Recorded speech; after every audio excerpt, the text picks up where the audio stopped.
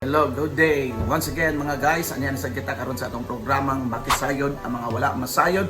This is an episode 2 sa atong programa dinhi lang sa Brownyan TV. O karon atong hisgutan ang mga sitwasyon gihapon sa as usual sa netong pandemic dinhi sa syudad sa Subo.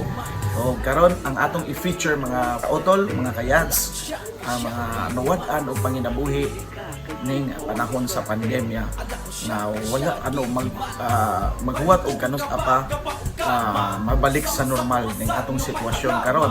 So pipila lang ni sa atong mga hisgutan kini mga tawhana nga atong interviewon sa makadiyot kung unsa na ang ilang sitwasyon karon, hatagan ba sila og ayuda o wala, o unsa ilang ginabuhat nga mo survive ining panahon sa pandemic. So mao ra na mga guys, this is MC Ray sa akong vlog sa Makisayod ang mga wala masayod. Tana! Mga kaigsuunan, usasan ni siya sa cashier sa GS Stories and atong interviewon. Ma'am, unsa may imong reaksyon sa nasinati karon natong pandemya? Pag-uul kay kanang nabinagngana, wala na kay trabaho, mura tong pangisaligan, yanay anak, bukit. Karon isod kayo na walay kanang sa atong financial ba. Mao gyud atong gisaligan no ang atong sweldo, di ba? Wa na nina to kay no work no pay man gyud. So affected jud kay which is maglima na kabuwan gikan karon.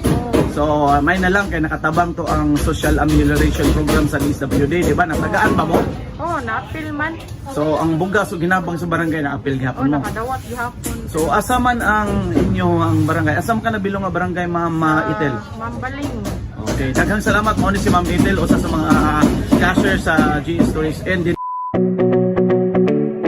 Okay, again usa ni sila sa mga staff diri sa GS Stories and last na ko nga pagsulti kaninyo kanimo.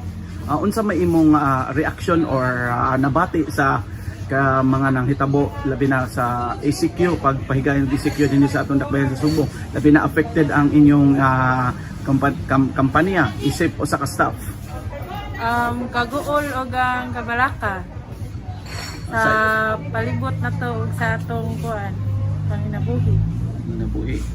Yun, affected yun ma'am no? Ang atong panginabuhi. Labi na pamilyado baka ma'am? Pamilyado, tulo akong anak. Saon na lang kung wala mi trabaho. Lisod jud kayo. So naayudahan man ka mo, naayudahan mo da sa barangay? Naayudahan man pero lisod kung magsalig ka sa ayuda. Tas maayo jud mangita ka, mangikay-sikay ka sa imong kaugalingon.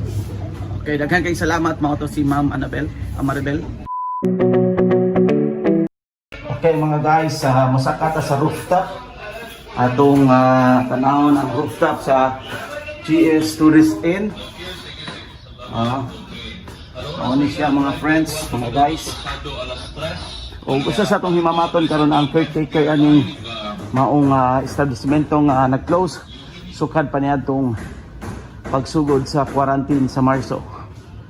So mao ni ang rooftop, inyo makita mao ni mga table dire, pwede rasad og magpa-cater yung function room.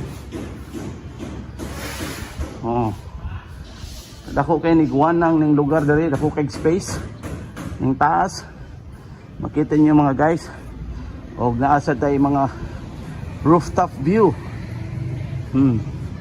Makita na to ang rooftop view atong ituyok ug tuara ang caretaker atong istoryahan sa makadiyot.